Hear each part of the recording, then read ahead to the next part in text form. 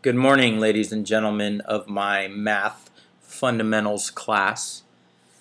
I think I already talked to you this morning explaining that I am on campus covering for Mr. Fisher, and so you will be watching this video and then doing a great deal of work. During this video, here are my expectations.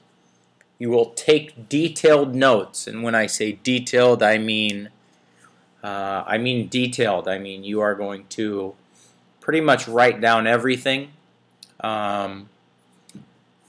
step by step.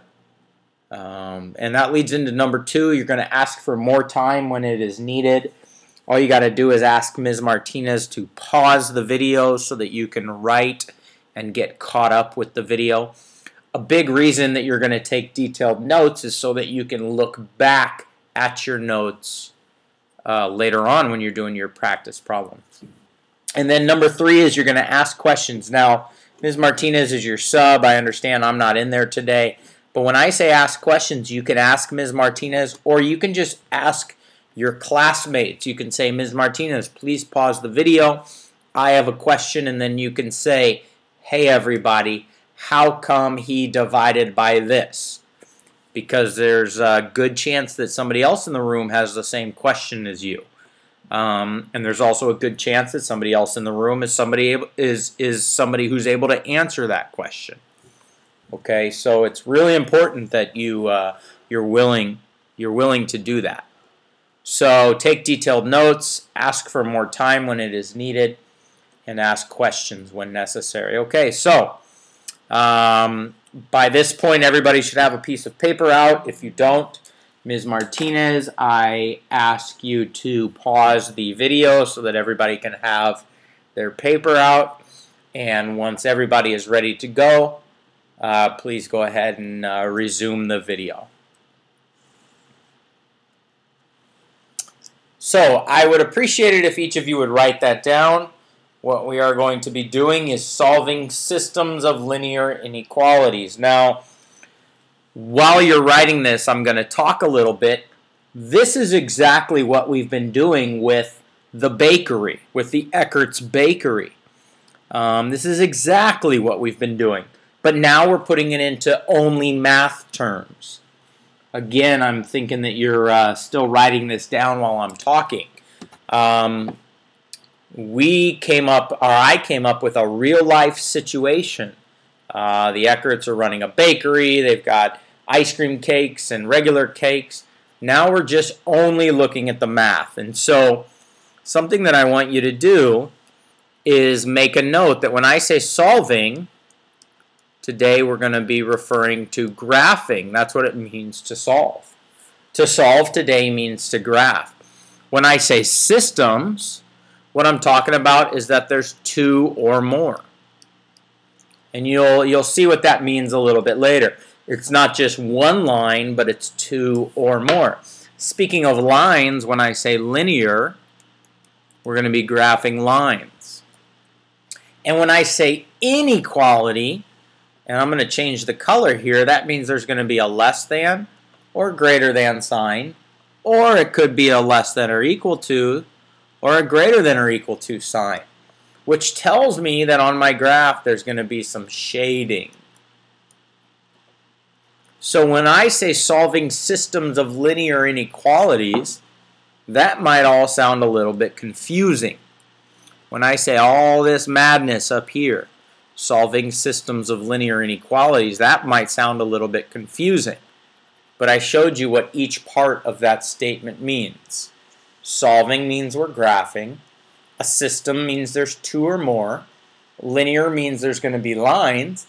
And inequalities means it's going to be less than, greater than, or less than or equal to, greater than or equal to.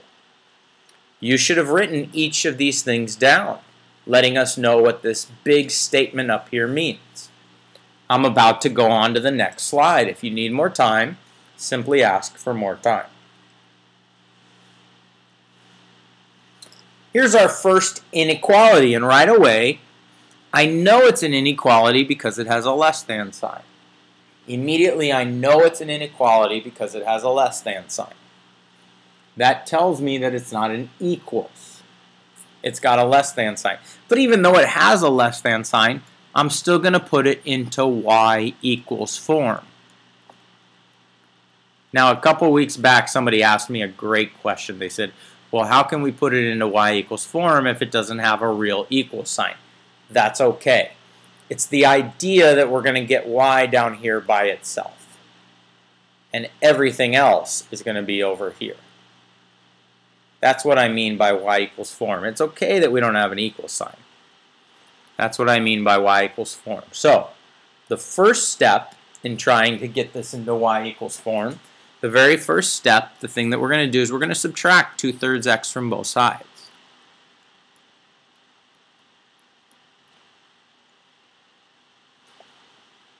Now I know that over here on the left side, 2/3 x minus 2/3 x is 0. Anything minus itself is 0. We check those out. So what am I left with? I'm left with a positive 2y. And then I have my less than sign, and I've got this weird thing. I've got 8 minus 2/3 x. 8 minus 2/3 x. That's a little confusing. But I remember that I can't subtract those because the 8, and that's a really bad 8.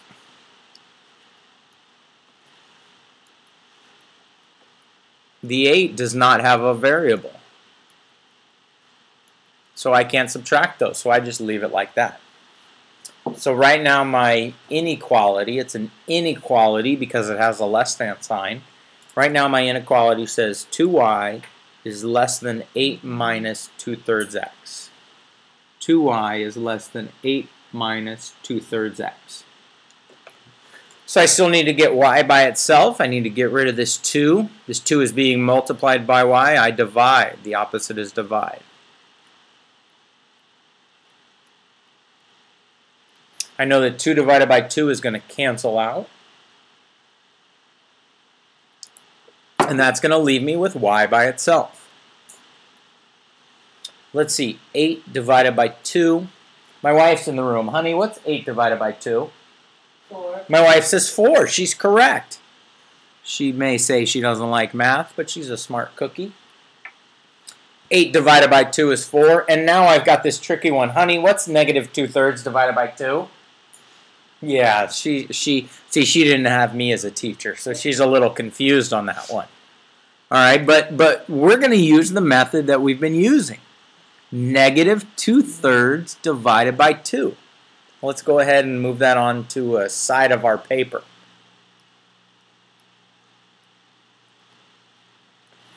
Negative 2/3 divided by 2. Now, this may be a point where you're trying to keep up with what I'm writing, so you should ask Ms. Martinez, can you please pause it? Can you go back a couple seconds in the video so that I can see the previous slide? If we're ready to go, then we'll go ahead. Negative 2/3 divided by 2. What I'm really asking here is how many 2's are in negative 2/3. So let's just forget the negative for a moment. We'll come back to that. But I do need to work with 2/3. So here's my rectangle, and I got to break it into thirds. So I'm going to say it's, I'll move these over because that's not very good.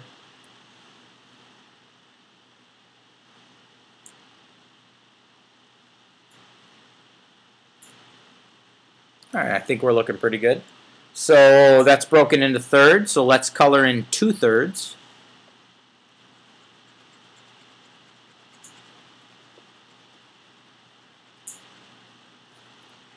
That's about 2/3. I mean, that's not colored in like staying in the lines or anything, but whatever.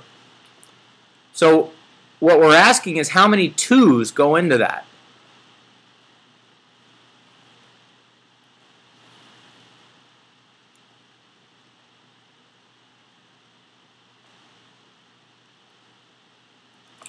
So here's one.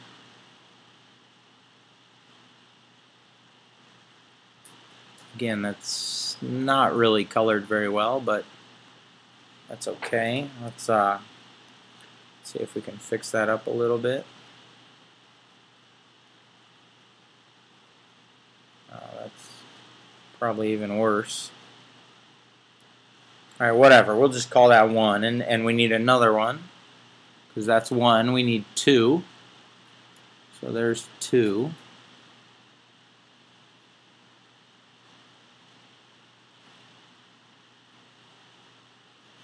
So let's remember what the question that we're asking is. The question we're asking is, how many 2's fit in 2/3? How many 2's fit in 2/3? Okay. Well, not even one of them does. I think you can see that. If I try and take this one and put it into here, it's not going to fit. It's too big.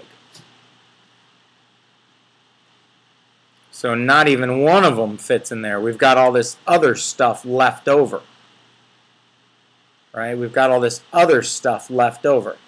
So the question is, how many 2/3, how many 2's fit into 2/3? And if you'll excuse my computer for a second, that 2 over there is kind of just floating around.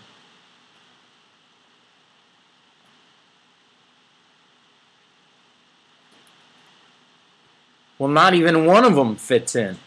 Less than a half. Because what we've really got here is we've got 1 here, 1 here. So here's half of 2. Here's the other half of 2. And not even a half fits in there. Less than a half. So what if I just did this? And I know this is getting a little tricky here, but what if I just did this? And now I bring this over here.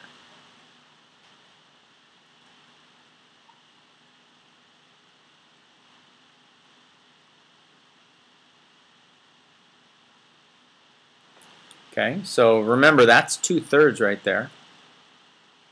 So what do I got? I got 1/3, 1/3, 1/3. And then if I did it again down here, here's 1/3, 1/3, 1/3. So if I take my entire 2, here's my entire 2. How many parts did I just break my entire 2 up into? Don't say 3. I didn't break it up into 3 parts. I broke this one into 3 parts, and I broke that one into 3 parts. But how many total parts are there? 1, 2, 3, 4, 5, 6 total parts. How many of those parts were taken up by this? How many of those 1, 2, 3, 4, 5, 6 parts were taken up by this? Well, remember, I drew the little rectangle. So how many of those parts were taken up? 2. 2 of those parts were taken up. So the answer is 2/6. How many 2's are in negative 2/3? 2/6. Now, that's crazy confusing. That is just crazy confusing. But remember what we do. We keep this one the same. We change this one to multiplication, and we put this one into a fraction, and we flip it over. Watch what happens. 2 times 1, 2. 3 times 2, 6. What's my answer? 2/6. Now I threw that negative in there. Remember earlier I told you to forget the negative, but I threw that negative in there. My answer is negative 2/6. Now, if this part gets confusing, all you got to do is remember that you keep the first one the same, you change the middle to multiplication, and you flip the second one over. A lot of people call it keep, change, flip.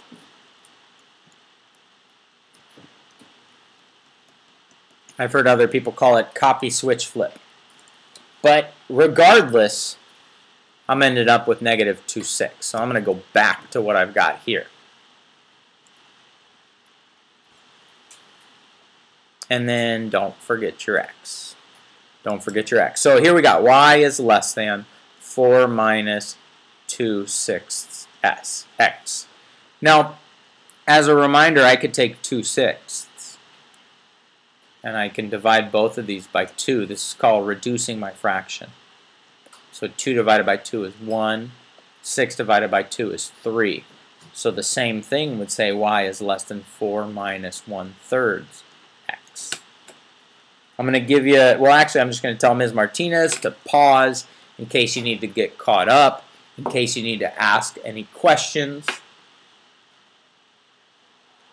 And once you're done doing that, we will move along.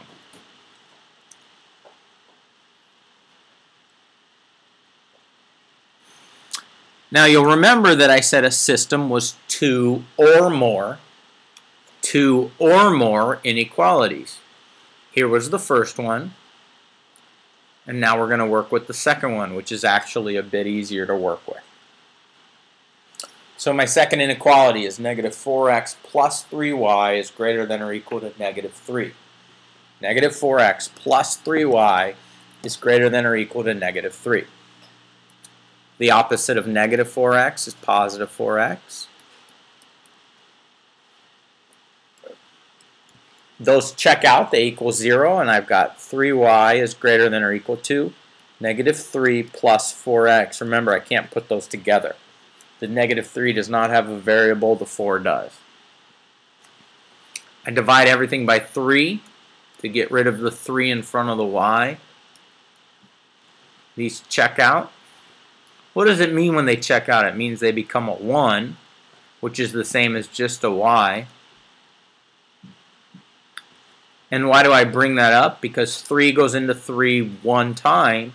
This is a positive, that's a negative, there's a negative 1. They don't just check out and disappear, they become a 1. And this stays a fraction, 4 over 3x.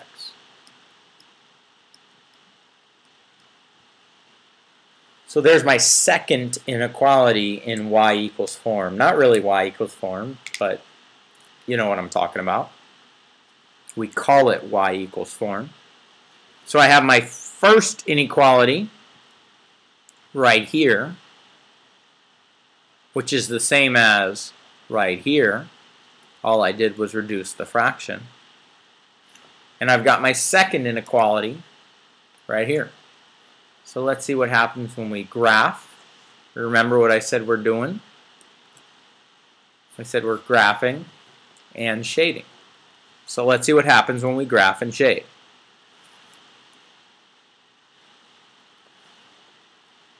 So the first one, and you can see I switched these around. Let me go ahead and I'll just write them the way that I had them. That'll make a little bit more sense for you.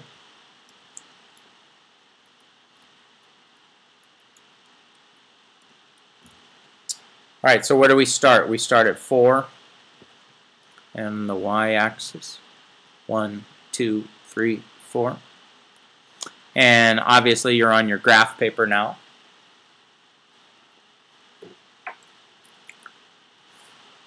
And from there we go down 1 over 3, down 1 over 1, 2, 3 to the right, down 1 over 1, 2, 3 to the right. And I got to ask myself a question right now before I put the line there. The question is the line going to be solid or dashed? Now the question is, looking at this, is the line going to be solid or dashed? You're right, the line is going to be dashed. Oops. It's a dashed line because there's no equal sign.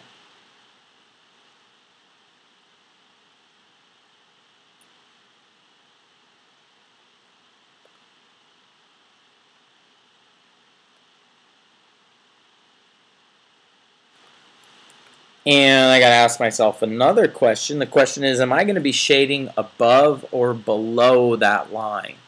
Well, the sign is less than.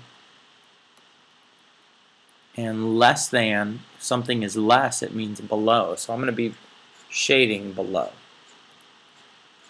And don't shade too much. Just make lines like this, because you'll see in just a moment. Moving on, we're going to our next inequality. Again, if you need more time to graph, just ask for a pause. I can move on because you can pause this, and then I'm not talking anymore because the video is paused. But I'm just going to go ahead and move on, because when it's unpaused, then I'll be talking again. Anyways. All right, what do we got here? Let's go. Y is greater than or equal to negative 1 plus 4 over 3x. Sorry, that's not very neat. Where was that one? Right here. -1 plus 4 over 3x. So we're going to start at -1. That's down here at -1. Sorry, I got to label the x-axis. And then positive 4 over 3. Positive 4 over 3. So this time I go up 4. 1, 2, 3, 4 over 3. 1, 2, 3. Up 4. 1, 2, 3, 4 over 3. 1, 2, 3. Cool. Now, is this line going to be solid or dashed? Hopefully you know, since it's different from the other one, it's going to be solid.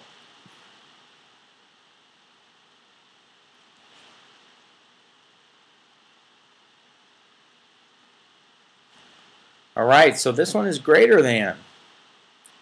The other one was less than. This one is greater than. Greater than means above, so we're going to be shading above this line. Okay, so everything above this line is this.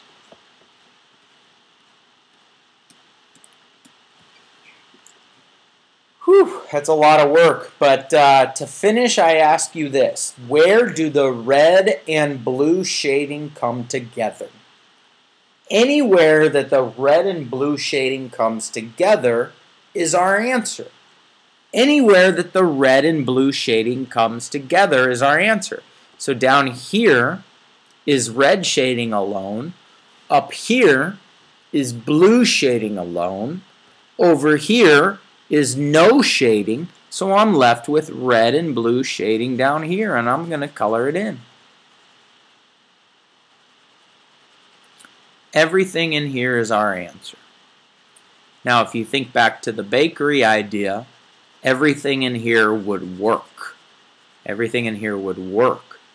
Everything not in here would not work. And I'm just going to change the transparency of that a little bit. Let's see, maybe. No.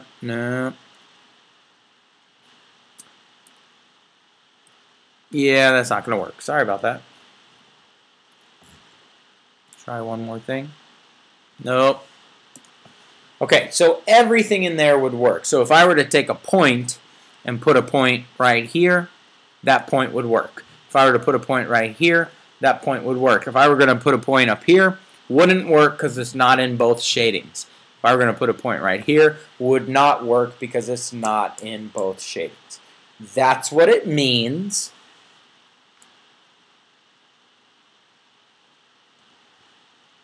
to solve a system of linear inequalities. That's what it means to solve a system of linear inequalities. It means that we graph two or more lines with shading. Look at what we did. We graphed two or more lines with shading. You're going to be practicing a lot of these today. Take your time, ask questions, stay in your seats. I'll come by to visit. Do a great job.